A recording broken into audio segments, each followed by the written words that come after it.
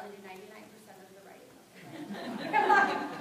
To be fair. I do a lot of digital inclusion. My background, I have a master's degree in library science. I used to work in a library, master's degree in Irish literature, which meant I got to go to Ireland for a few years. One of my parts. I'm happy that our first presenter is Sam Run for PCs for People. Sam super kindly volunteered to also kind of frame the whole issue of digital inclusion for us. So I'll leave it at that. I'll let you introduce yourself. PCs for People, they do great work.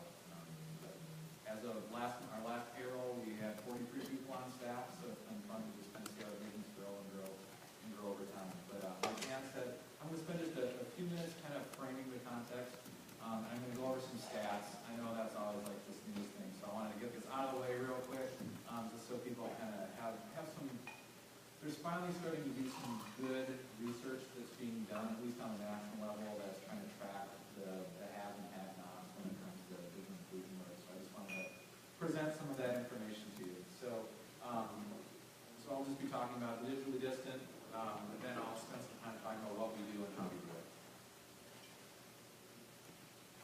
So for those of you that don't know,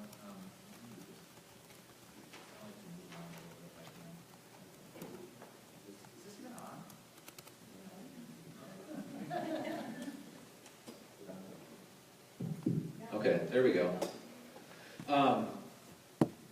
So there's a lot of different factors that kind of, well, they're not factors, but they are things that are included when you think about the likelihood of someone that has technology or doesn't in their home. So the main things that really come into play are the household income. That's really what we focus on as an organization. We only focus on people that are 200% or below the federal poverty level. Race and ethnicity, which I'll touch on a few stats here. Age, educational attainment, and geography. Obviously, a lot of the people in the room here we're focusing a bit on geography, as opposed to the metro, rural, and suburban areas, the likelihood that you're going to have access, specifically to broadband internet connections. But some of these stats, and I just want to try to frame this a little bit. So these are internet users, okay? So this is anybody that uses the internet. We're not talking about using it at home. This could be if you're using internet at a school, at a library, any place that you're going online, you're considered a user of the internet. So some of this Pew Research stuff that just came out in 2016, you'll see there's a correlation here. If the household is earning less than $30,000 a year, the likelihood that they're accessing internet anywhere is a little bit less. Not significantly less. 10 percentage points is significant, but people are still getting online, which is kind of the key thing. But what this next slide shows is the likelihood that people actually have access in their home, and that's really where things start falling off. And we see if you're in a household of less than $30,000 a year, it's about a coin flip as to whether or not you're going to have internet access at home. So again, that's where PCs for People, we think, fills a role in being able to provide service to that lowest level. Again, knowing people in the room here, where people are at with urban, suburban, rural, again, people are accessing internet even in rural areas. We'll hear stories about people sitting in parking lots of McDonald's or out in front of the school to just get Wi-Fi. That's included in this. But again, once you switch to what people actually have in their home, it paints quite a bit different story. You'll see that it's a little less than 2/3 of people that are living in rural areas are going to have a broadband internet connection at home. So that's obviously why conferences like this are very important. I didn't have a good slide to go with this, but this is just an interesting stat that just came out in some research, and I hate reading off slides, but I'm just going to do it in case there's people in the back that can't see it. To bridge the digital divide and achieve an internet use rate equivalent to whites, 4 million black and 6 million Latinos would have to begin accessing the internet. So that's not, again, this isn't having it at home, this is just accessing it. So there's a significant part of the population, again, divided along some racial equity, that there's just, basically the equity isn't there. And the main reason is cost. That's really what it comes down to. This was research that was, again, done by Pew fairly recently, and I had a chance to talk to the person that actually put the study together at a conference recently, and asked, before, if you were to look at these same charts from years before, you would see that relevance was one of the key things. People didn't see a need for it. That was especially true in the demographics that looked at age. There was quite a few older adults that just didn't see a need or relevance for internet access. That's really kind of fallen off. We just see that people see that there's a need, and that need changes for different people, right? For maybe the aging population, maybe just going on Facebook and being able to see pictures of their grandkids is enough, and that makes it relevant for them. But what we're starting to see is basically 43% of people that do not have access at home are citing cost as a contributing factor. And you'll see it's broken out here. 33% say the monthly internet subscription rate is too much, and then the other 10% are saying that the cost of acquiring the device, whether that's a desktop computer, a laptop computer, and those still are the most used devices. Mobile phones and tablets are certainly are penetrating more into that, but the main device that people still go online with is usually a laptop or a desktop computer. And again, this is again looking at some of the research that just came out, looking at stuff along race lines. And another similar stat to what was there before, to bridge the digital divide and achieve a computer ownership rate equivalent to whites, 7 million black and 7 million Latinos would need to own a home computer. So again, that's kind of where we're sitting at with these statistics. And that's really why PCs for People exists. We're there to provide computers, computer repair, and internet services to low-income families. That's the basic gist of what we do. We provide, like I said, computers to families that are at 200% or below the federal poverty level. So we have both an online presence as well as in-store. We have facilities or offices. Our headquarters is in St. Paul. We have an office in Mankato, another in Duluth, and we do have a few other distribution places around the state as well. But basically, someone just needs to show, whether they're online or in person, just show a photo ID and show proof that they're somehow eligible for our programs. That means they can show us a letter that says that their kids get free or reduced lunch at school. They can show that they get energy assistance or heating assistance in the winter. Or if they don't have any of that, if they don't get any benefits, if they just show us a tax return from the year before that shows that their household makes below the federal poverty level line, which, for those of you that don't know, varies based on the average, or based on the household size. And for what it's worth, our typical family makes about $12,500 a year, and it's usually about 3.5 people per household. That's our average demographic that's kind of played out over time. Yeah, and then we basically ask for a cash donation. So it's a tiered. Oh, it's a little different online. We do require payment online, but for people that come into our office, we do have free computers that people can get. If they don't have anything, it's a great computer. It's usually an older computer that's maybe 7 or 8 years old. It runs a Linux operating system, so it's a little bit different. We try to make it as Windows-like as possible.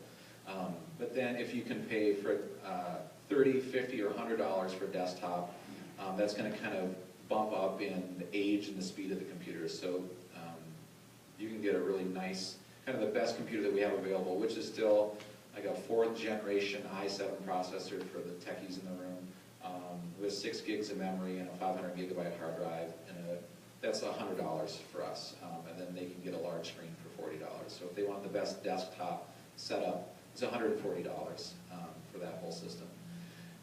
For internet service, it's basically anywhere it ranges. It's a pay-as-you-go service, so anywhere from $10 to $13 a month, depending on how much they pay in advance. If they pay a full year in advance, it's $120 to get the service. And again, we found through our research and some other national research that $10 a month is really kind of a sweet spot for people being able to afford it. Even people with limited incomes can find $10 somewhere in their budget and prioritize it, especially once they get it at home and realize the importance that it has and plays in their home. It's educating the kids, it's helping mom and dad maybe find a job or better employment, but then it's also just entertainment as well, and they can find $10 to pay for that. Just as far as what the computers are, we've basically had to set ourselves up as a recycling company, an electronics recycling company, because we need access to basically free hardware. So we offer our recycling services to about 400 different businesses across Minnesota, and now a growing number in the Colorado area. We offer this service, we go pick up the computers, we bring them back to our office, we refurbish them, and that's what ultimately goes out. So that work is done by a lot of our paid staff, but we also have volunteers, as well as some other interns. We work pretty closely with an organization called Midwest Special Services in St. Paul, which we've hired from their staff adults with special needs that help us do some of the more basic work. We're able to provide good, meaningful employment for them as well. So it's another thing that's nice that kind of just helps with our mission. But as long as you don't get a free computer from us at all, we're a Microsoft registered refurbisher, so Windows 10 goes on everything, and it's a really good, powerful computer in the home. Repairs, that's another important part of what we do. Sometimes people can't afford the computer. Maybe they can go to Best Buy or find a deal online to pay for it, but all of a sudden it gets a virus or something happens to it and they're just stuck. They can't do anything with it. So regardless of whether someone got the computer from us or not, they can bring their computer to us and we'll repair it for $25. And I had already kind of touched on the pricing and availability, but right now we have about 16,000 active internet subscribers across the U.S. A majority, I think maybe about 2/3 of those are in the Minnesota area, but a growing percentage of that is a national presence that we have. That's kind of it. I'm a couple minutes over my time, but it's, again, I kind of want to frame the conversation and tell a little bit about what we do. There's certainly a societal assumption that everybody has access to the internet and a computer, and that's just not the case. And it's just good to let people know that. Certainly people in this room, I think it's a warm crowd and they understand that concept, but certainly as more and more e-government stuff goes online, where there's more and more needs for people to go online, there needs to be a general understanding that a lot of the most vulnerable population that we have in our country don't have access. And as we push more and more people to those sorts of services, they may have a difficult time accessing them. So if you have any questions, I know there's going to be some, I guess anything right now, any big questions? If not, there'll be time later to ask. All right, thank you very much.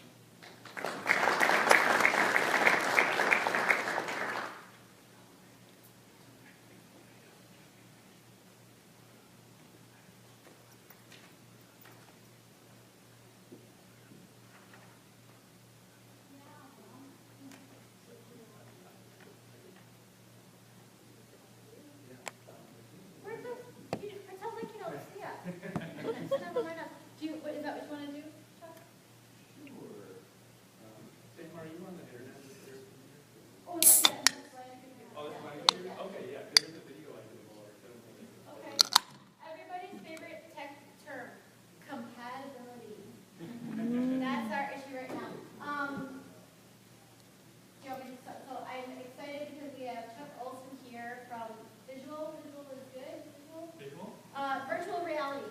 So and Chuck works on a lot of very cool projects. It's fun to see him doing a lot of virtual reality stuff all over the country.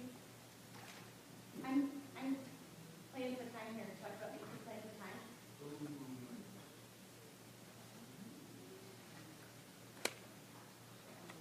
Oh, it's not it.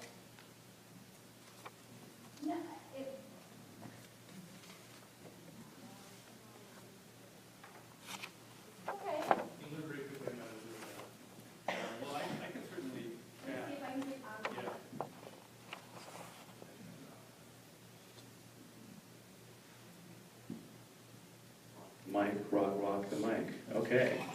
Good morning. So my name is Chuck from Visual. We're a virtual reality company. So we're probably a little bit of an odd duck, but I do have roots in community media. How many of you have tried a VR headset? Look at that. Okay, that was very different than the last time I was here. That's good. That bodes well for, that means I can probably maybe, feed my family then. So VR has, I'm just going to give you a quick little overview for those that aren't familiar. Virtual reality has actually been around quite a long time. In fact, it's been around since 1968 or so was the first VR headset. Yeah, it's crazy. But the idea of VR has, of course, been around quite a while. We have internet. The idea of VR has been around quite a while. Star Trek's holodeck, for those of you that are Trekkies. Yeah, the list goes on and on. But it's really the mobile phone that's allowed the current wave of VR to come into existence. Okay, you guys got it. Sweet. There's a nice video I want to show you. What makes VR VR? I left my headset down there. But it's a 360 experience, which means that everywhere you look, you are in a different place. Oh, thank you, Sam. So it looks like this, these crazy contraptions. You pop a phone into it and you can look around in a different environment. Sometimes I like to compare it to headphones. Because if you think about what headphones do, they replace one of your senses with an artificial sound source, and it completely replaces your hearing with a different source. So VR is kind of like headphones for your eyes. Totally replaces your vision with a different sort of visual source. That could be a computer-generated environment, which you tend to see with games, or it could be a 360 video environment, so more of a cinematic experience. But really the key is that we're used to seeing media on a rectangle, whether it's a little rectangle like a phone or a big rectangle like a movie screen. In VR, there is no rectangle. You're basically completely immersed in a new environment. And why do we care? The reason why people are interested in virtual reality is because so imagine a photo of people smiling in VR, which is what I get to see all day. Like from kids to seniors, like all backgrounds, it really doesn't matter. The reason that VR brings the happy is that it really does affect your brain. There was a study at the University of Washington, it's about a decade old now, but they worked with an Iraq war vet who was a burn victim. And treating a burn victim is extremely painful. So they created a VR headset for this individual, and they created something called Snow World. So it was this like kind of Arctic environment with penguins, and he was like throwing snowballs at penguins while he was getting treated. And it actually reduced his pain by 50%. That's more than morphine. Morphine is about 30%. So the level of distraction and kind of the level that VR acts on your brain is, it's on the level of opioids. So that's powerful mojo. It's a powerful medium. Of course, it depends on the content and what you're trying to achieve. If you think about empathy, people call VR the ultimate empathy machine because it allows you to experience, someone else's life. You can almost literally walk a mile in someone else's shoes. So it's a really powerful storytelling medium, which is why it's kind of been all over Sundance and film festivals and things like that. And so the way that we're using it, and by the way, I'll be set up in the corner back here for anyone that wants to try it. The way we're using it, so we've created a product called Wellness VR, and it's a platform to reduce anxiety and enrich the lives of seniors. So we're taking this platform into senior homes. And if you think about, we're actually working with Ebenezer in South Minneapolis, which is like over 100-year-old facility. It's really, I don't think there's anybody here from Ebenezer. It's kind of run down.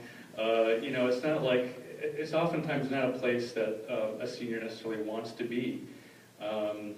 So in a way, VR is a way for us to bring the world to them. And it actually does make them feel more positive. And we actually just finished up a study that shows that. We're still analyzing the results, but they said things like, that sure calmed me down. I could sit here and watch for hours. I've never been here. This is incredible. I felt like I was there, the actual feeling of being there. This is just what I needed today. I was feeling stressed. The swans are beautiful. That was in Hyde Park in London. So we've gone all around the world and filmed 360 video of a lot of different environments and kind of both like nature scenes and travel scenes, including Stonehenge, which you can see. But we had one woman who said, like, "Ooh, I can feel the energy coming off the rocks."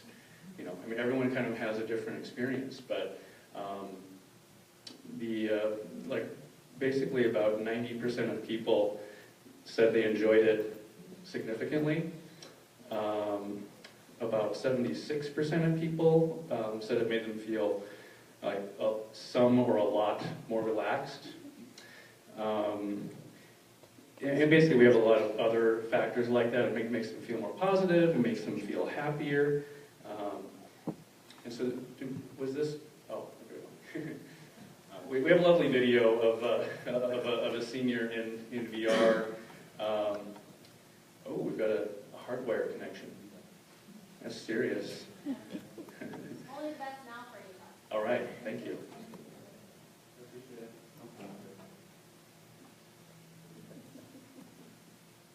So I'll just set up this video, and that'll be it for me. But there's a woman named Marion Etzweiler. She was the president of the Minneapolis Foundation for a long time. She was all set to go to opening night of the opera, and then she had a stroke just days before. So she was really disappointed that she was not well enough to go to the opening of the opera. And so she thought that she would never get to see it. But as it turns out, we filmed a scene from that in VR and brought it to her. So let's see if we have something to look at here. Hey, we're in business. Oh, we're in business.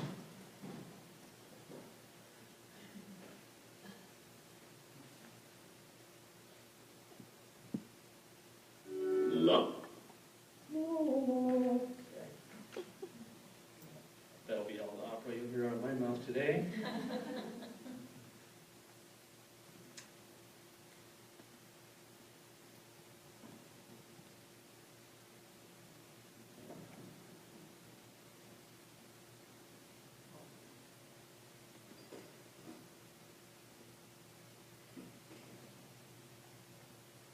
Un momento. There she is.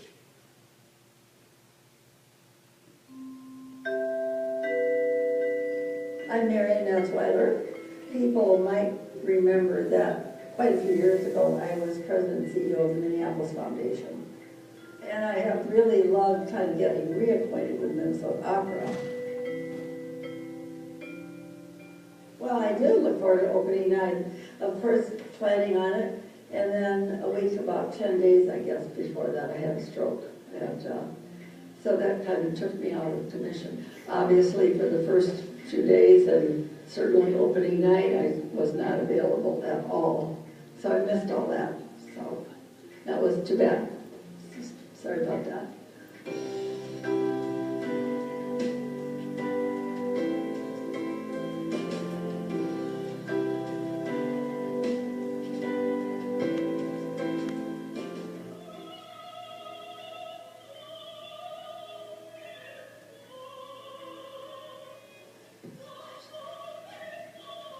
I got to go there virtually, and I've known how beautiful that music is, so it was wonderful to be able to see it, and I never dreamt that I would be able to see it.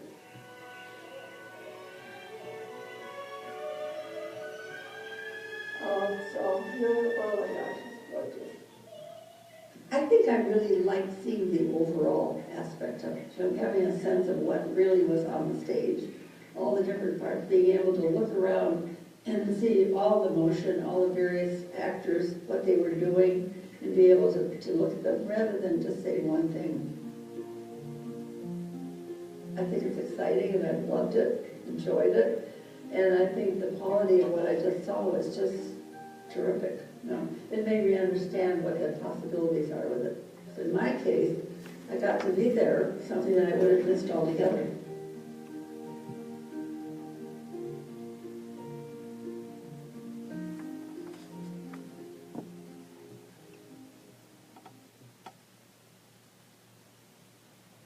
That's it. Thanks, folks.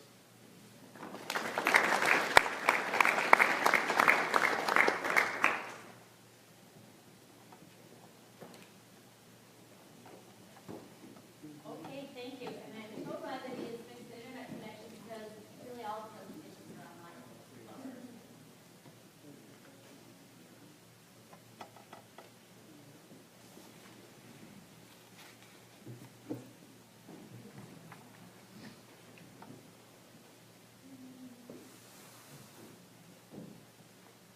Yes, and the personnel is logged out, so.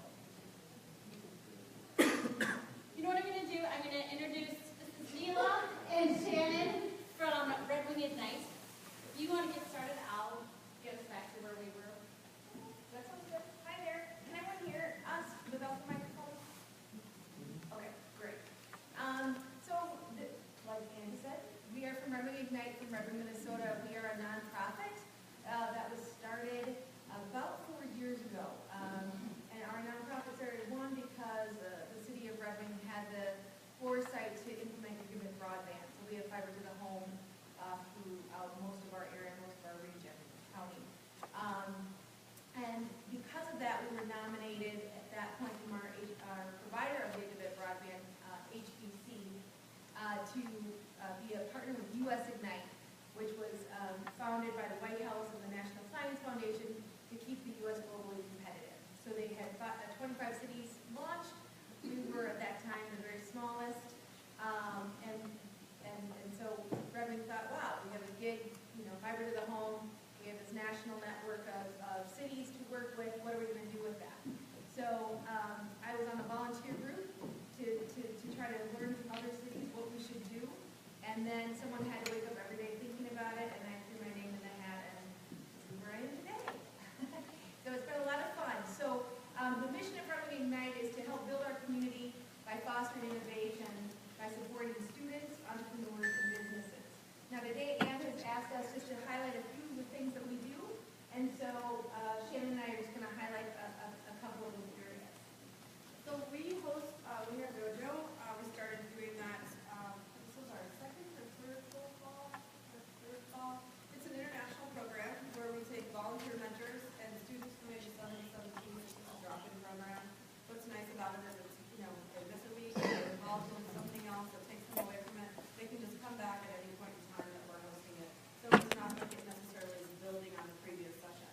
So I would say we've probably had, from when we started, maybe 60 kids overall, somewhere in that range, and a whole host of professional mentors. We get some from local businesses. We work with some that are just young professionals who are interested in coding. And it's been a great partnership between us and really something that the school system wasn't able to provide, and something that community education doesn't provide, so it's filling a gap for kids in our area. We do serve the whole nation, not just right now.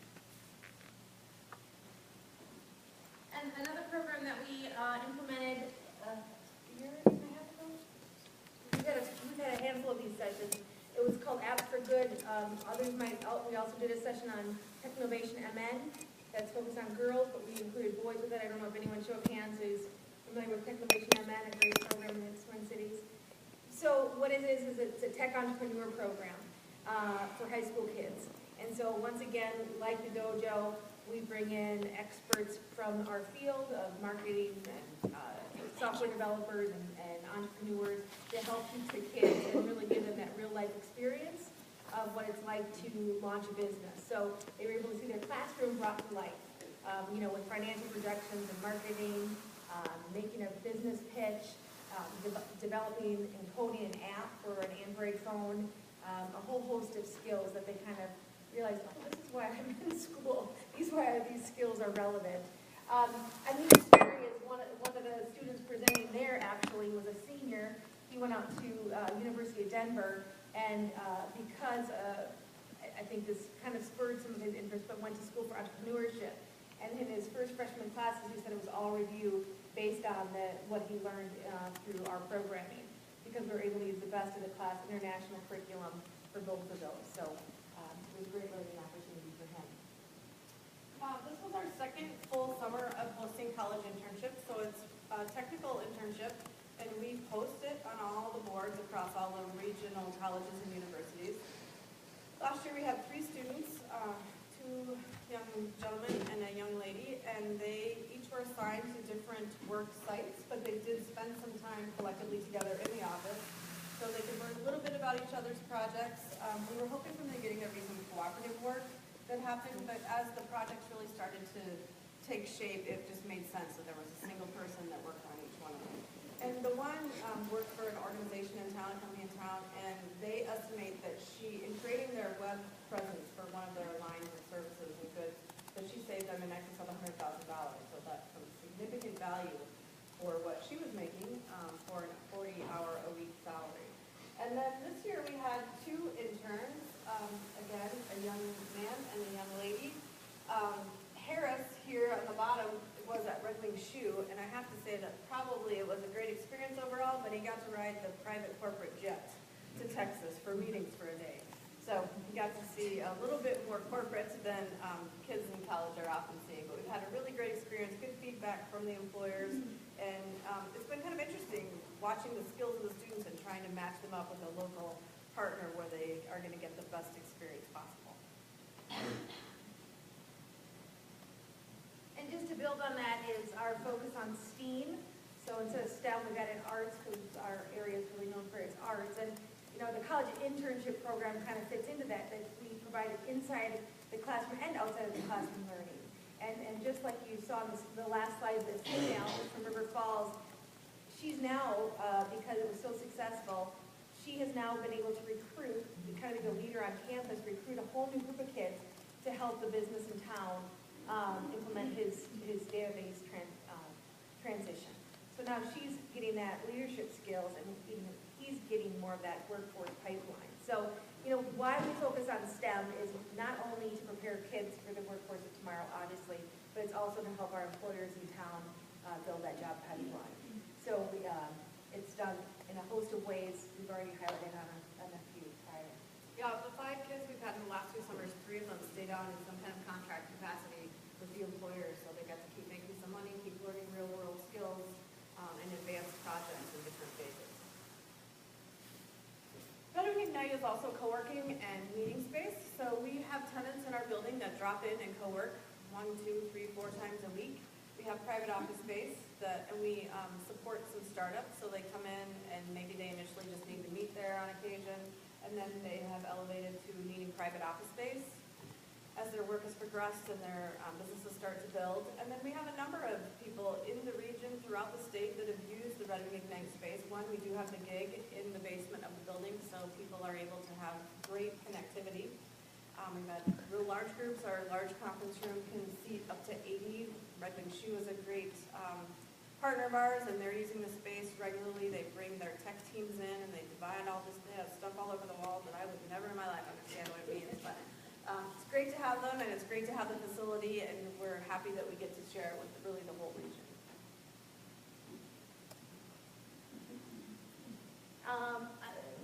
A recent thing that we're starting, actually had our launch, one of our vision meetings yesterday, is a Red Wing Makerspace at Minnesota State College Southeast will be the location. It's a great community collaboration between the schools, industry, and the community. This was a 3D rendering that they did some of our makers have been meeting in our office building, not a very fun place for makers, with nice carpet and things. So they'll soon be able to be in a spot with, we'll have 3D printers and CAD machines and CNC machines, woodworking, welding, a whole host of things.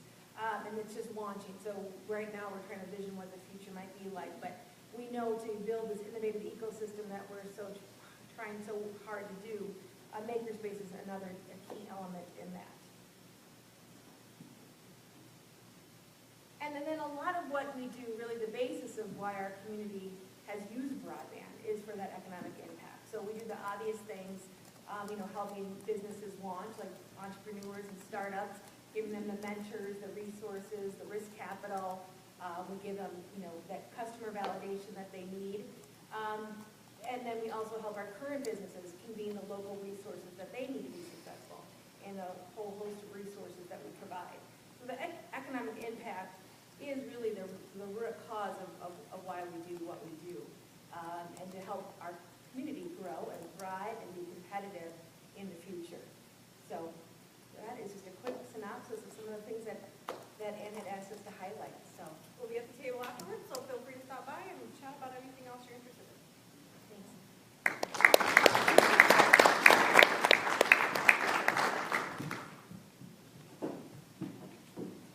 Okay, next up, I'm excited to introduce Christina and Katie. They are with Project Fine.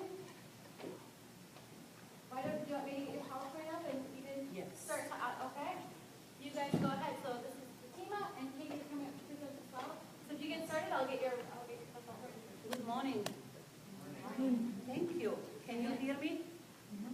Good. I'm pretty loud. So my name is Fatima Said, and I'm coming from Winona, Minnesota. And when you see our first picture, you will see that we still have beautiful leaves in our southeast Minnesota. We are coming from a nonprofit organization called, look, this is a fresh picture from Winona, Minnesota. All those beautiful colors. We are coming from a nonprofit organization that is actually exclusively focused on integrating newcomers to education. And now people ask, okay, what do you have to do with technology? Well, a lot. We serve refugee immigrants in our region, and several years ago, we recognized that there is a huge need for our refugee immigrants to learn a basic education, how to access the computer, and first of all, to learn what is technology. In 2010, we are lucky to have partnered with City of Winona, Merck, and Blending to do a research before we started the program. I know that it says 2011. Yeah. But, we did a research to see how connected people are in Winona. Well, City of Winona did a research, and it looks like that Winona people are very connected, that a lot of people on their computer and is online. But when Project Fine researched the refugee and immigrants population, we actually have completely opposite picture. Many of our people did not own computers or did not have any knowledge and experience in working online. Well, everything changed in 2011 when we were able to work with and receive a funding from Blending, Merck, and work with Winona City, and started a program called Technology Education for Refugee Immigrants. It was a basic education really to support and teach refugee and immigrant skills, to support them to learn about what is a new way of communication. We did this first year something very unique. We developed and created a curriculum actually that will support that learning. Like when you have a population that came from completely different part of the globe that never saw the real light, that you have to teach them how to cross line, then you know that you have to start with a basic things. When we had our first classes, and people were so eager to learn. And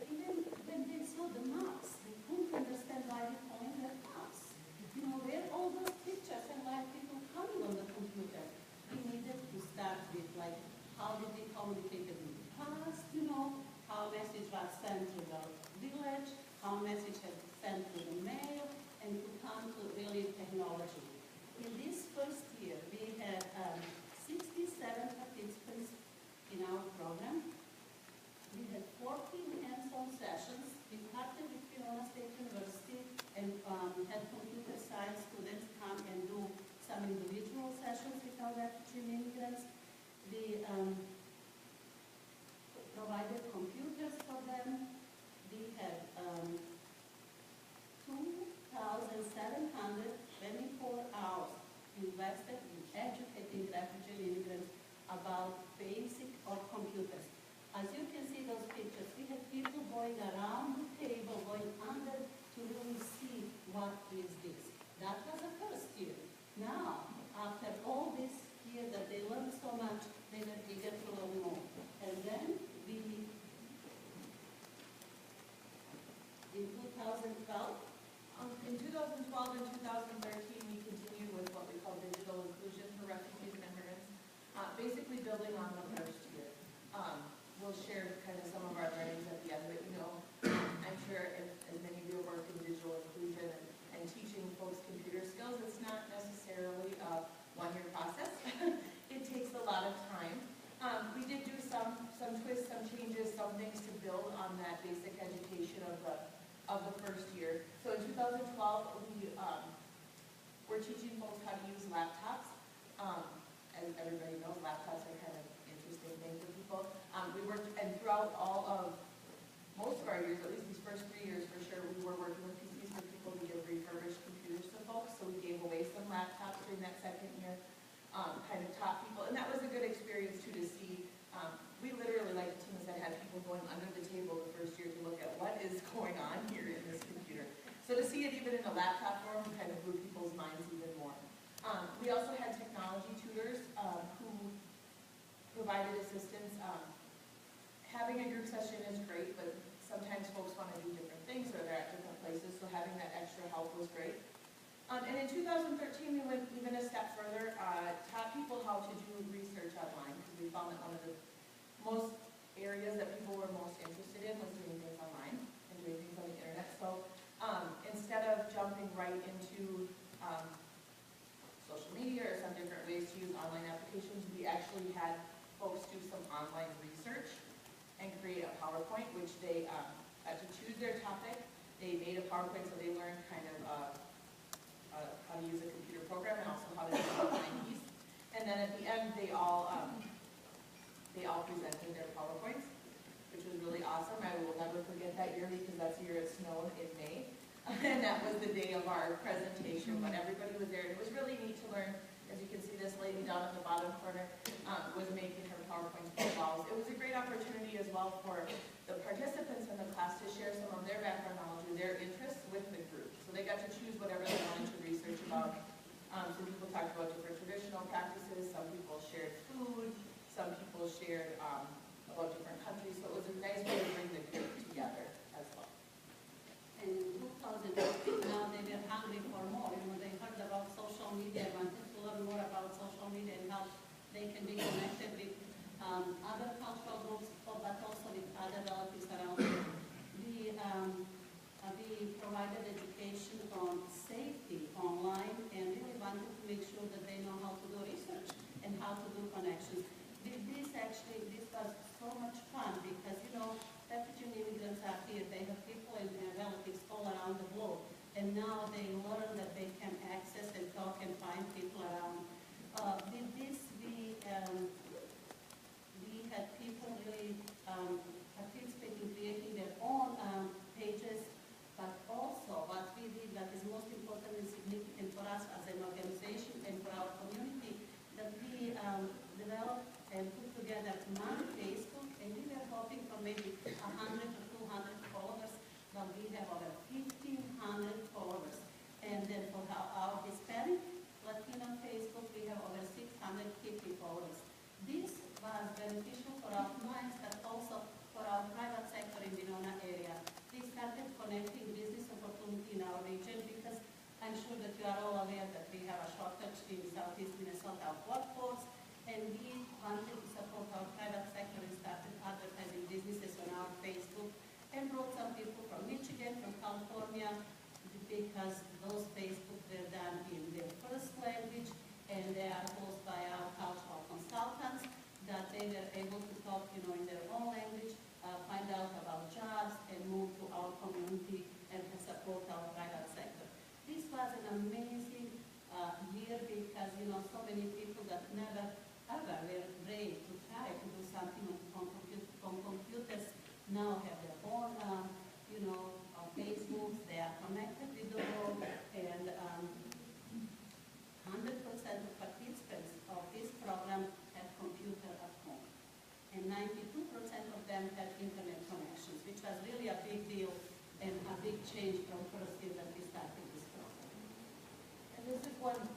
program that really, I mean, we're into almost end of 2017 now, has really continued to be a great asset, like Fatima mentioned, for our organization. The Facebook pages are still up and running, they're all growing every day. It's been a great vehicle for us to share not only job opportunities, but programming that we're doing, different resources in the community, things like that.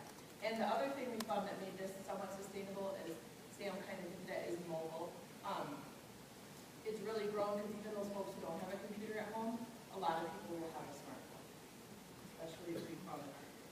The next year we focused on the entrepreneurship side, and we went with our .com project, where we were building an online presence for refugee and immigrant business owners in our area. We did this in partnership primarily with Winona State and their marketing department, and you can see the professors down in the bottom corner came and did a very, this was probably one of our more intense technically years of programming, because the folks who were participating were already owning a business or wanting to start a business, had a lot more computer experience than some of the individuals we had in the first year, and they were really ready to grow their businesses online. So we had 40 business owners or potential entrepreneurs participating. They developed online marketing plans, and then 10 of them got a new website or a social media page through their collaboration with Winona State and different volunteers we had working on the project, who actually walked them through all the technical pieces and taught them how to maintain that as well, because it's really great to have someone a beautiful website, but if there's not a whole lot of information on how to keep that up in the long haul, it becomes obsolete so fast that it's better to not give it at all if you're not going to give people some tools to keep that up. Oh, I guess I've had to look this one too. Okay, and this was our last year of programming we did. This is Learn to Code. This is a project that we did with youth from refugee and immigrant families. So middle school and high school youth, some refugees and immigrants themselves, some first generation, providing education related to coding. Actually an idea that we learned from attending Blandon conferences. And I can't remember exactly where it was in Minnesota, but someone else was doing some coding education with the high school. I'm like, that is so cool, we should try that. And it was good. It's a lot more technical than some of the other things as we learned quickly. But I promised Fatima that we would figure it out. And we did. So we had a combination. We kind of kicked off with a day camp. So Winona State was so helpful for us. They actually gave us laptops, iPads, different things to use while we were doing our coding camp, which is down here on the bottom. We had 16 kids. They came for 2 weeks every night for 3-4 hours. I mean, it was an intense camp. They actually learned how to write code. I didn't teach this class, actually. This gentleman here, one of our volunteers, taught this class, so I was totally lost. When we got more into the scratch and the building blocks piece, I was fine. But this part was pretty tough for me. But they all figured it out. We had him and I think 4 other volunteers during that camp who could help the kids, because obviously learning to code is not necessarily an easy thing to do. And then throughout the school year, so that was in August, and then throughout the school year we continued to meet after school. And I guess we should mention, most of our programming that we do, actually I think every year of this programming that we do in 2 communities in Winona County. So we do everything in Winona. We also do things in St. Charles, which is a smaller community about half an hour away from us, because that's where the 2 largest diverse populations of refugees and immigrants in our area are. So we were going back and forth to the 2 schools throughout the school year. We had 50 kids participate. We had a lot of great volunteers from St. Mary's, from Winona State. All the kids learned how to code, many of them using both methods. And then the other neat thing that we did was we had a field trip, and that's on the top corner there, to one of our local manufacturing firms in Winona. Winona has a lot of manufacturers, and wanted to share with kids if they were going to go into a technology-related field, what kind of career options would be available and what kind of career options would be available right in Winona. So we went to Benchmark, which is a technology manufacturer. They make a lot of medical devices and different things like that. So that was pretty cool. The kids were really interested looking at the computer board. boards. They actually make a machine that, they like do infrared onto your veins, and it shows all your veins in case you have a vein collapse like these in the yard. So the kids thought that was just amazing, but it was a really nice way for them to take everything that they had been learning and see a practical application. And we also went to our Minnesota State College Southeast, and they talked about different educational options there, but they also took the kids to all of their different labs, which they thought was very cool because they have a lot of cool stuff in like robotics and all different. And what did we learn? Well, we learned a lot. First, I learned that I'm a dinosaur generation for technology, When we came especially to this coding, I couldn't understand anything. And then I learned through this, how much we need to, how much work goes in one of these apps that they're putting together. And I'm like, oh my God, I'm so glad there are people that can do this. But we really learn a lot in this technology education. First, you need to know your participants, you need to know who you're working with. You need to have an exceptional partnership and collaboration. Like Project Plan didn't have organizational capacity to teach technology education. Like Primal Dinosaur Generation for Technology. Kate is pretty good, but with things in place. But we had an amazing partnership and collaboration that really helped us to deliver this program. Also, it's very important to concentrate and simplify the language, especially if you work with refugee and immigrants, that they can understand, and that you have to meet them where they are. Because people coming with really not high education in their first language, and now in the English, they need to learn all this, which means you really have to simplify the language and focus on absolutely necessary things that they need to know. You need to have a lot of patience, because learning takes a long time. We all learn in different ways. Some people have to see, practice. For some, takes short time. For some of us, long time. Which means you really, if you want to educate people and provide them and teach them these new skills, you have to be very patient. And again, engaging community and partners is extremely important. We listed all our partners that we worked through the years on this program, and we are very grateful and helpful for all this help, because we know that we would not be able to make an impact on our refugee immigrants and our community if we didn't have a partnership. And by the way, that we didn't mention, all those programs every year that we develop technology programs, they're done based on refugee and immigrants' needs. Like after this first, when they learn that they can do all those things, they're asking for more and what they would like to learn. Like when we had our private sector business owners from refugee and immigrant, they said they would like to have their businesses online, and we continue. We hope that we will be able to have funding for next year to continue this education. If you guys have any questions for us, Katie and I will be over there. Come and ask us. Thank you so much for listening.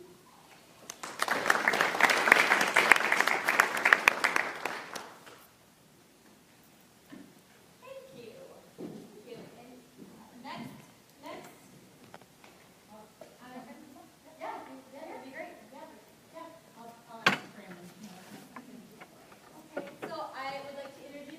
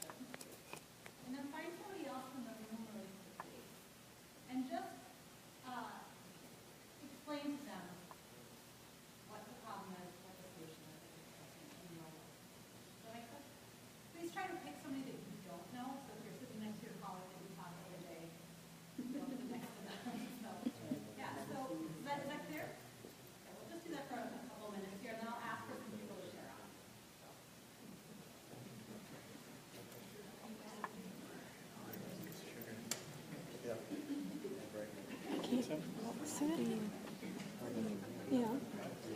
Do you guys want to come up to the front? Yeah, sure. Or you guys can actually even partner up with these guys over here first.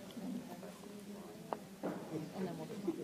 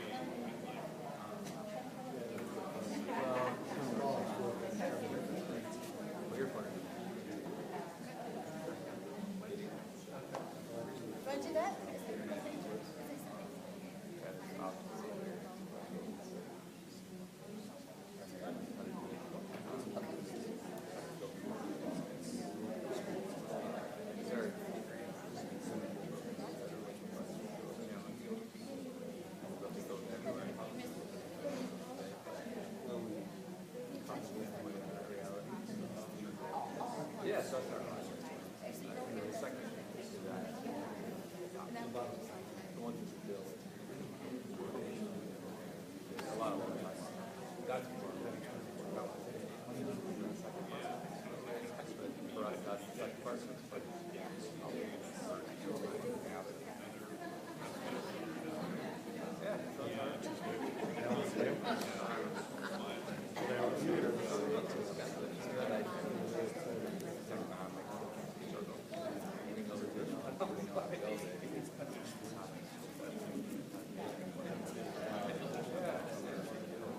the broadband here.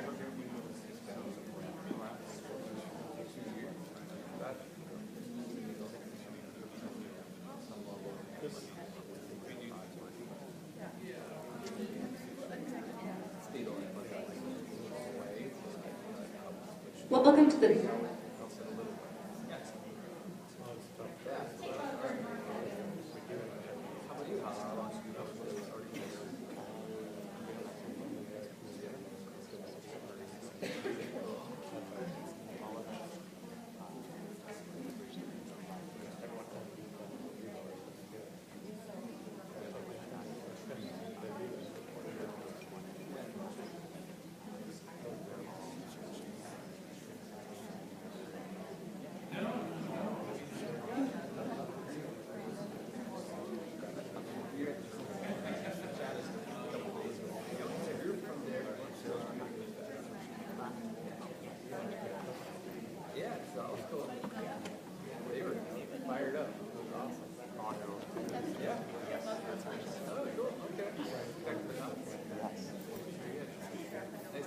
Nice to meet you. All right, I think I'll just kind of pull it back there. So, maybe I can just kind of start from the back of the room. If there's a couple people who can just share what focus area they could distill their that they're working on. Anyone in the back? Anyone in the front?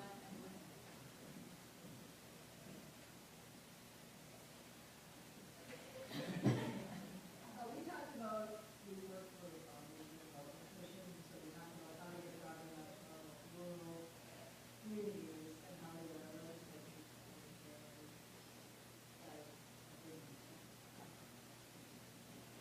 So obvious, and yeah, there's so much that is so, okay, great, thanks. So how do you get legislators to be aware of that? And not all, I mean, there's a couple legislators did it, but there's a lot of them that, we've got college that don't work, that they didn't do it. Right. So do you do campaigns? Do you do the lobbying and the office? How do you? Great. Anybody else? Yeah. Dave, I think you want to kind of answer that, but how will you get businesses to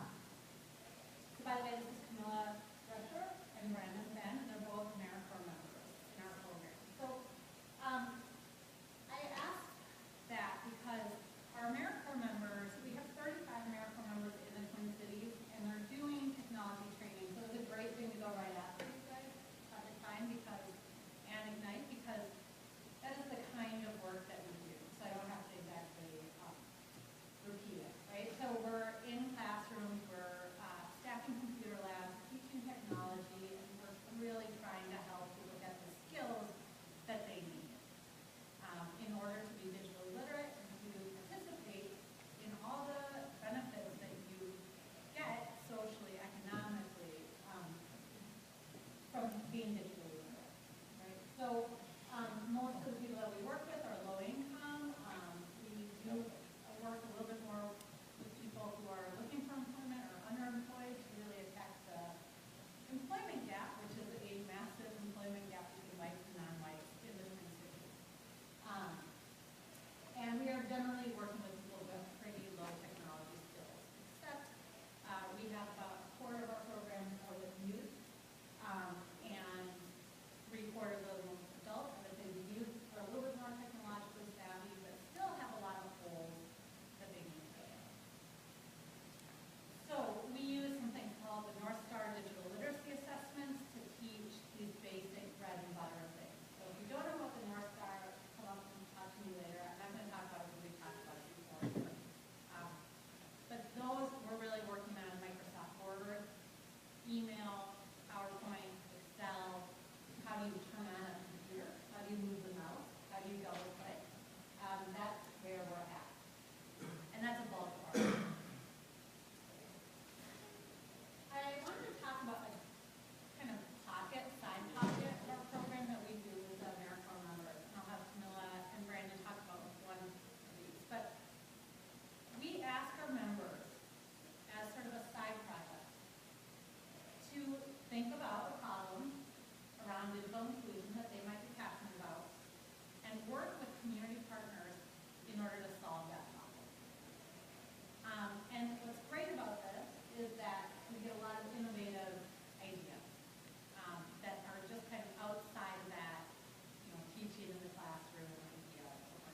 So we have had many partners partner with people, with Planet, and other organizations in order to do that. And I wanted to talk about 2 of these projects from last year. Every year we have about 8 projects. They're all varied, and they are very much in line with, okay, are we going to do coding? Are we going to address, something more around access? This year we had one of our projects for 2 years. Does anybody teach really basic computer skills in here? And if everybody is working with adult ELL learners, they will know that you can do a lot when you're actually in front of a computer with them and holding their hand. And then when you walk away, a student might just say, I don't know what to do. No idea. And we have all these resources for them, and they're really text heavy, and it's pretty awesome. It's really hard for them to go through. So for 2 years, we had a team of people work on developing a new tool that instructors can introduce to their students that has very little text and that allows students to practice these skills on their own. I'm going to show you a video from them, and then I want Brandon and Camilla to talk a little bit about the content that they help organize. The Digital Homeroom, an interactive teaching tool created by CTEP AmeriCorps members to help instructors better serve their students. The Digital Homeroom is a customizable website with built-in resources designed to serve community members with low-level digital literacy skills. Each of the 4 pre-built units includes skills exercises for 3 learning levels in 3 different learning styles: reading, listening, and trying, as well as a corresponding vocabulary section. The intent of the Digital Homeroom is to give learners resources in a format that is both easy to navigate and difficult to get lost in. Students visiting the Digital Homeroom have instant access to technology exercises upon reaching the home page, but they can also reach them from anywhere on the site using the toolbar. Under the Course Information tab, students can view upcoming lab times and computer classes as their instructor adds them. Under the Teacher's Corner tab, instructors can browse curriculum resources and access tutorials designed to help them create their own digital homeroom. The Digital Homeroom was built using Weebly, making it easy for teachers to quickly change the appearance of the site to fit the unique needs of their students. From the back end, teachers can alter vocabulary images, swap out resources, and update course information. Whether you're learning to use a computer for the first time or you've spent years educating others in digital literacy skills, the Digital Homeroom is here to serve you.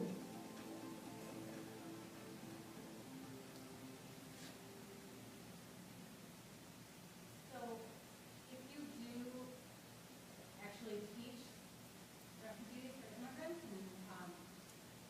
then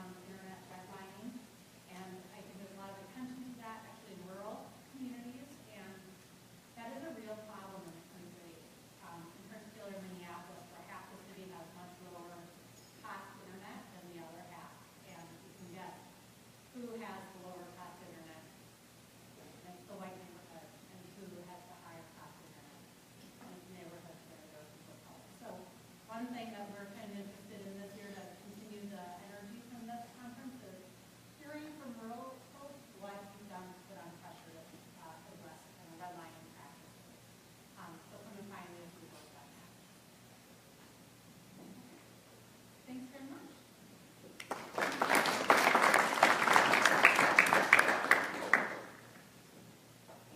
Thank you. They didn't say about the NDAA conference, is that there were 3 different locations. They had to organize and get people between the courthouse and the library and some other place I can't remember. And it rained. It rained. It was the week that it rained that year. So they did an amazing job. Allie, when I call you there. And I knew that they did a good job when they chose the Amsterdam downtown St. Paul for the happy hour afterwards. So next is Ellie McNerney, who works now with the Blind Foundation, but I'm asking her to tap back into her history to tell us about when she was doing some business training.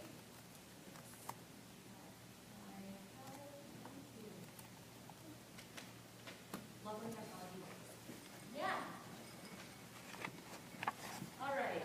So like Ann said, right now I'm currently in communications at the Blind Foundation, but back in 2013, I moved to my hometown of Grand Rapids and I started working with the Capacity Development Corporation on a project called Technology Assessments.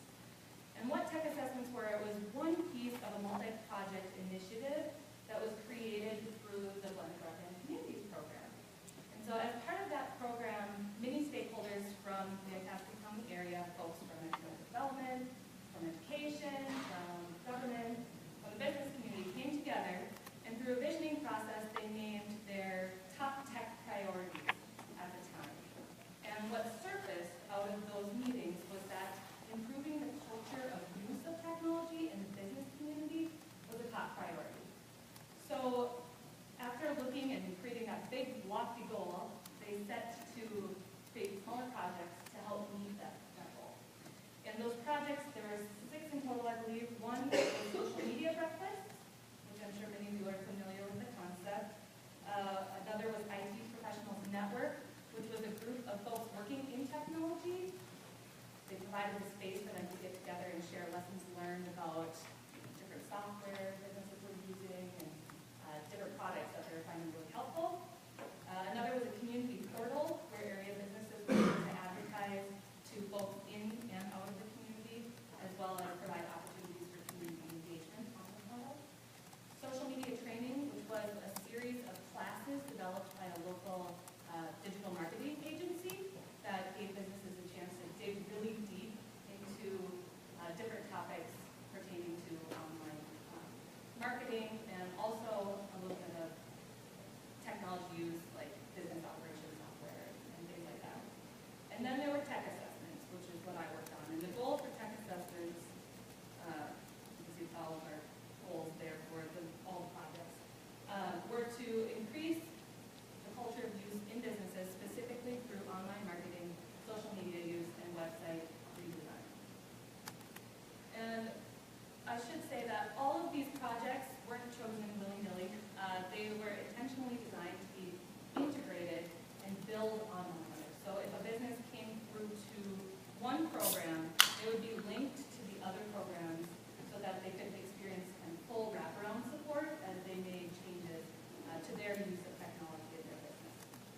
So what did the process, there are the different projects that I mentioned. What was the process for these technology assessments? We knew that our chance of success would be greatest with businesses that were already using technology to some degree and had aspirations to improve that use. So we weren't trying to recruit businesses that were brand new to online marketing. We wanted to see that there was some effort, pre-existing effort, and that they knew that they just couldn't get enough traction to make movement on the work that they had already done. So we did kind of a blast out to all the area businesses using direct mail, email blasts, flyers, cross-project promotion, individual phone calls, because you all know how rural communities work, that face-to-face is the best way to recruit people in. And we invited folks to apply for the technology assessment on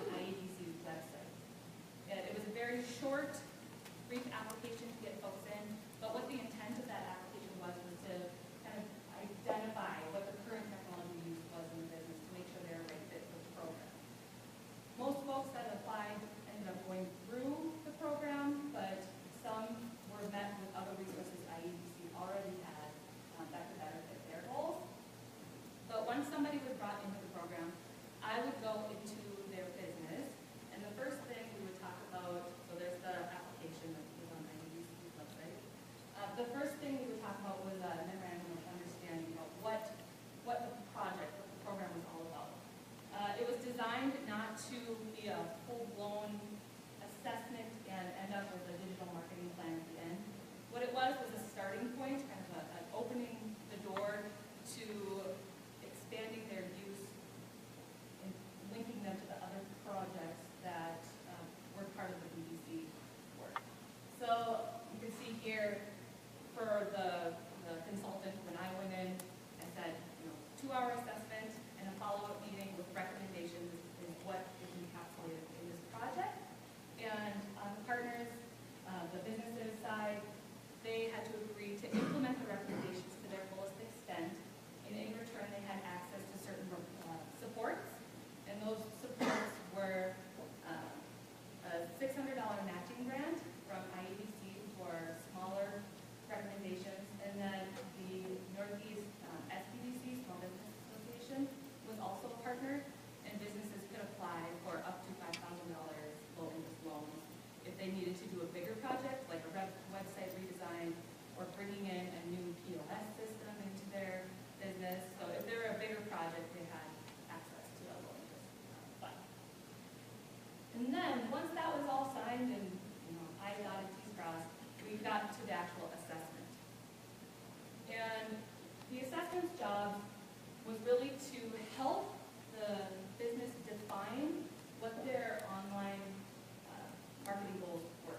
Because most businesses are very familiar with their business goals are, and they know that they need a website. They know that they need to be on certain social media spaces, but they don't necessarily draw the line to how that can help them achieve their business goals. So that's what this 2 hours was really meant to do, to help them define those online marketing goals and then move to who their audience is. Because sometimes the audience for online marketing is the same as the folks coming in the brick and mortar store. Oftentimes it's a different audience. And that's something in the daily happenings of small business owners, they don't get time to think about that. So this was an opportunity to help refine who they were trying to reach online so that they weren't sprinkling their dollars in places that they know they should be, but they weren't seeing a high ROI on it. So what I would do then is walk with them through this assessment, gather that information, bring it back, and then I would do some market research for them. So we would look at, and we helped narrow down your audience. Now, what are their habits online? Where are they going? What are they talking about? Are they purchasing? Where do they purchase? At what point of the process do they purchase? And I would create a set of recommendations for businesses to be able to help them implement the changes that they needed to make to reach the right customer and drive them, whether it be to a point on their website where they could purchase, whether it be on Facebook where they could purchase at the time. So we helped create that marketing funnel for them. And so what were some of the recommendations? What did they look like and what did we learn from these assessments? One example was from a local chiropractor who was on many online spaces because he just knew he had to be, but he was purchasing canned content from an agency to feed these spaces because he did not have the capacity, the internal capacity to be able to do that. But he wasn't seeing any traction. His followers were growing, no one was engaging with the content. He was ready to pull the plug on all of it because he wasn't seeing any fruits from that labor. And so what we did is, as we went through the assessment process, we nailed down that the audience that he was really looking for was local families in the Grand Rapids area in their 30s to 40s who had young children under the age of 10. Because he found that in his business, usually if you can get families that have children that have the need, then mom and dad eventually come for services as well. So what he did is pull the plug on the canned content and reworked his posting strategy to reflect the things that were happening in the community that families of that nature would already be following on Facebook. So for example, if there was a local town, he would post, "See you at X and X festival. If by the end of it your back is hurting, come and see me on Monday." And with a change in the voice and the tone, and then he would tag the festival that people were following on Facebook already, so they would see that post as they were searching the festival. So just with a change in tone and reaching those families where they were already at, he saw an increase in his Facebook following and much more engagement on his posts. Another example was a local boutique that had a website but only had a very small sliver of their inventory on the website to purchase. And it really wasn't doing anything, it was just sitting there. And they had a Facebook page, but they weren't posting very frequently, like once a month, maybe, and there just weren't seeing much return from these customers. And so what they did is they knew that they had a broader audience that they could reach apart from the folks in the local community, but they really wanted to focus on existing customers and showing that their support in the store can give them added benefits. So what they did was they started posting promotions on Facebook to drive people in the store. So they abandoned some of the online shopping that wasn't giving them much return and instead used digital resources to drive more people in the store. And it worked so well that they actually hired on a part-time marketing person to run this program and expand it beyond this one tactical piece that they had. So they found a lot of value in that. So what were the overall results of this program? Throughout my time here, I actually left before the project concluded. So Terry is back here and she works at IEDC where I was housed. So she may have more detailed numbers than I do. But about 40 businesses went through. 8 matching grants were awarded at the time of my departure. So folks were accessing the resources that were available to them to improve their online marketing. And one person at the time I left had applied for a loan through the SBDC.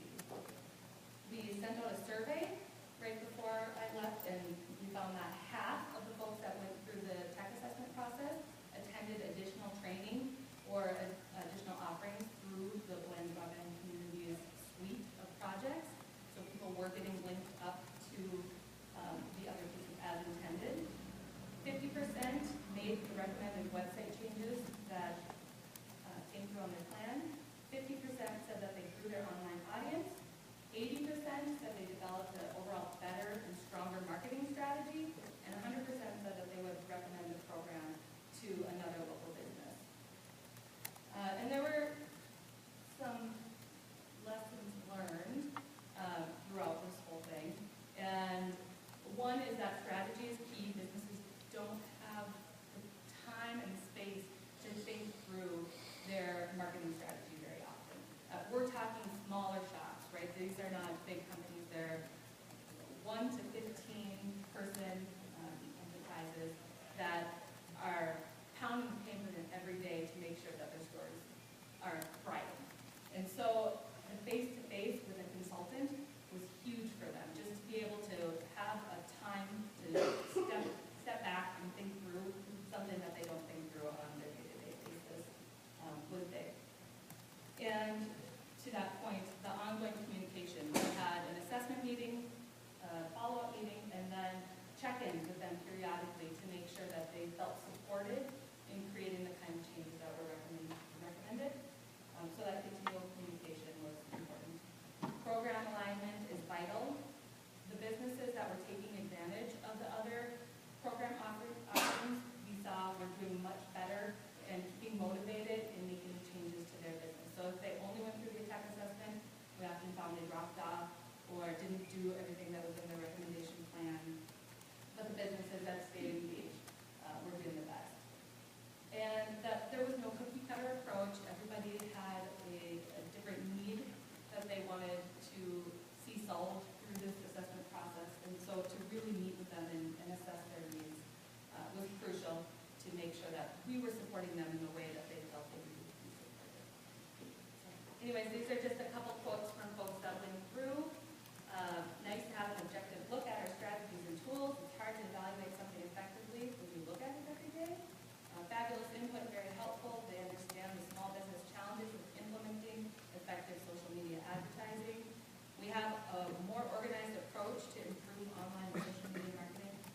people felt supported, and that they were able to use this opportunity to own their strategy.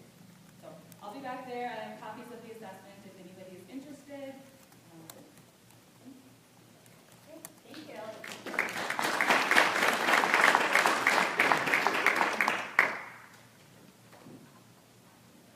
All right, and we've had to improvise, as you may have noticed a couple times, with some technology glitches and other things.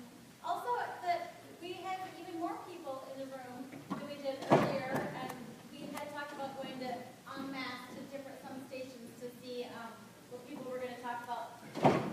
They're too darn late, so everybody's going to present here, and we will get a little bit of time for people to go to different sessions and to talk to people individually as we take a look if you want to. So this is Rick Schaefer from the Arrowhead Telepresence Coalition. And stalling, he's going to find a video to show a little bit about what he's going to be doing. So we've got Rick, and then we've got Leo, and then I have a very brief presentation to do.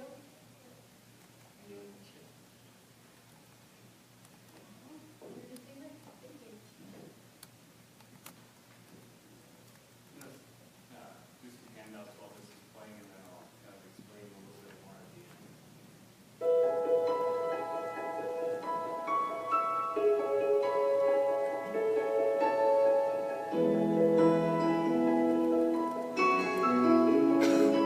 We have a few challenges we have to deal with in the Northeast. First of all is the geography. Of our 7 counties and 3 tribes, we cover about 23% of the state of Minnesota.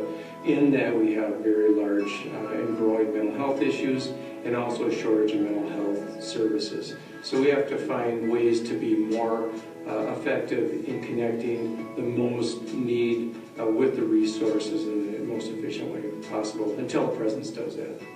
Telepresence in the Arrowhead region is being used for a variety of different purposes, but what we're really focusing on is behavioral health services. There's therapy services going on between various mental health professionals, including licensed social workers, psychologists, psychiatrists. It's Minnesota IT, Department of Human Services, Office of Community Development, who had a telepresence network in existence, and we advocated to use their video network. The Department of Human Services was the organization that was using this technology within their hospitals and their clinics throughout the state of Minnesota, but it was inside state government. It was not with community partners. So Arrowhead is the first pioneering community partner to be doing this with us, and we're thrilled about that. We're focused on where people are, in their homes, at school, wherever they may be, and convenient access via technology to the services they need when they need them, where they need them, 24/7. And that is innovative. I actually have worked in a lot of different rural areas in schools, and I feel like it's really a challenge for a lot of kids to be able to access mental health. And so I'm really excited to be a part of this project. My productivity has actually increased since I have been doing ITV therapy, because when I have an opening, no matter where I'm at, I can just use my laptop and I can access that and see students wherever they're at and wherever I'm at.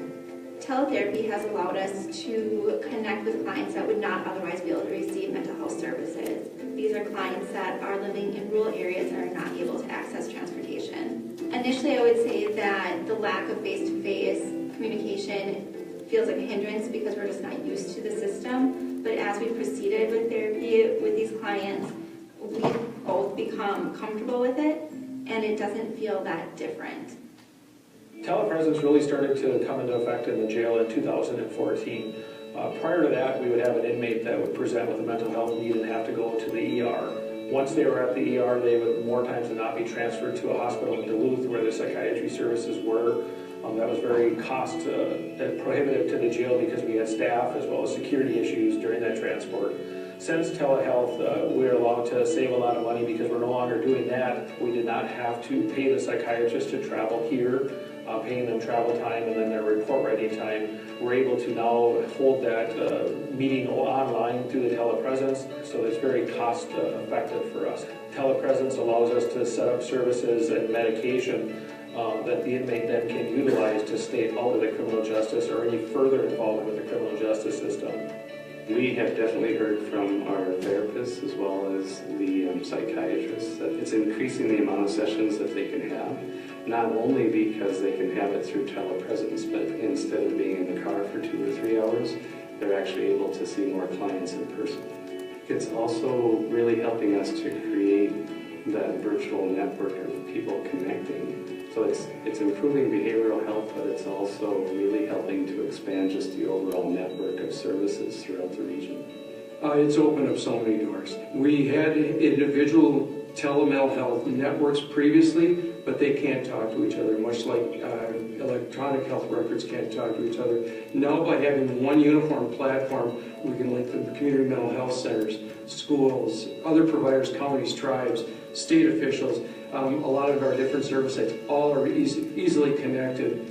If these services were not available, we would see people falling through the cracks and being unable to access the resources they need and potentially end up in life and death situations. People are kind of desperate to get more of this technology, and the anecdotal statements they're making are, we can't survive without this. They need this, and it's expanding all over the United States.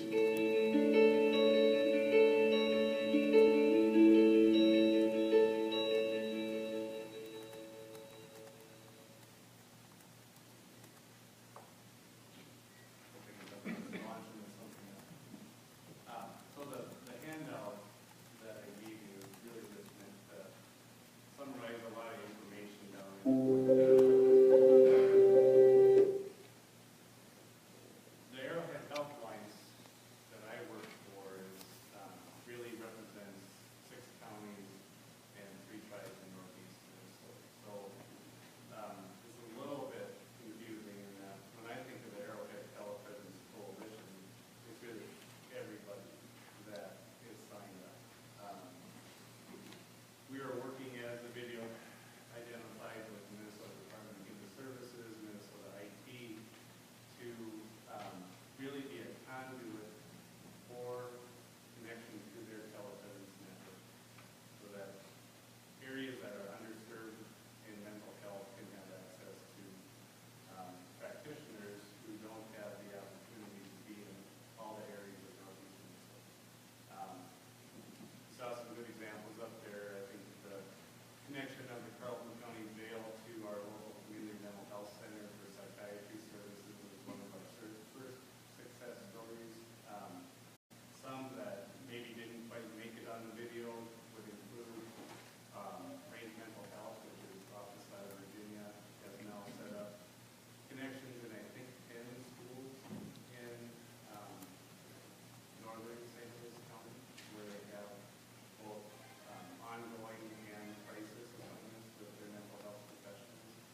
We have a pilot project going on where people, for whatever reason, can't get out of their own home, are using iPads. I think they have 12 deployed throughout parts of St. Louis County, also with Range Mental Health.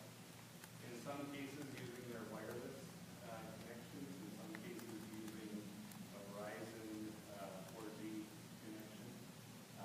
That's very new, so I can't even tell you whether or not I can say that's a success story or not. But the fact that we're trying it, I guess, feels like our success story. So of course, broadband connections, internet connections, this is all internet-based televideo using the state's video EID wide open connection or their network. And so it's completely dependent on the internet. You don't have to have a lot. 2, 3 megabytes up and down is enough to have a stable connection, but we still find areas where that's a challenge. Often our most rural, remote folks that are in the highest need for this kind of service because they simply can't get to where the mental health professional is, are also the people that are most likely to have the poorest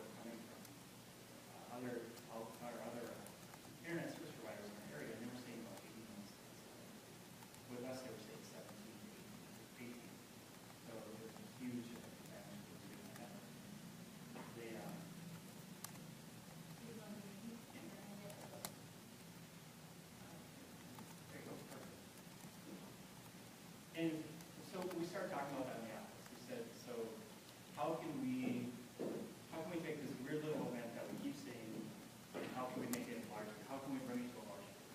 How can we show off our network? So then we came up with the idea of doing an esports event. I know most of us in the room are familiar with esports, but esports is cool. Esports is where people play video games against each other, and other people pay to watch it. I know it sounds weird. The Staples Center in Los Angeles sold out Coleman for legal license. So we said, you know what, let's bring that to our membership and our community on a much smaller basis. So 2 years ago, we thought of the idea of the naming event. And just a side note, the day when your boss asks you to play video games, was probably the coolest day ever. So we set this event up last year. It was an online gaming event. We had our main stage, we had 10 people compete with each other. We built some software on the back end to allow people to sign up and play online. We had 28 teams sign up the first year, and each team is 5 people. We're going to play online, and eventually they narrowed it down to the final 8. We brought them into our Sanford Center in Minnesota, and they played over the course of the day. This year we did a 2-day event. We reached out to everyone. We said, we want some feedback, and by far the largest feedback was that people wanted more. So we added more tournaments. We added larger events.